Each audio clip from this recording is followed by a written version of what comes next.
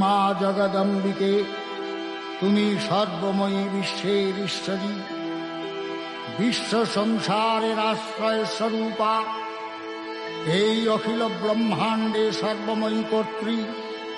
তোমার অন্তরস্থলেই সৃষ্টিকর্তা ব্রহ্মা, সর্বশক্তিমান বিশ্বপাতা বিষ্ণু এবং প্রলয়কর্তা দেবাদিদেব বিরাজমান। তুমি দেবগণের আধার স্বরূপা, দেবতাদের ও পিতৃলোকের পরম তৃপ্তিদায়ক স্বাহা সধা হব্য ও কব্যরূপে প্রকাশমানা।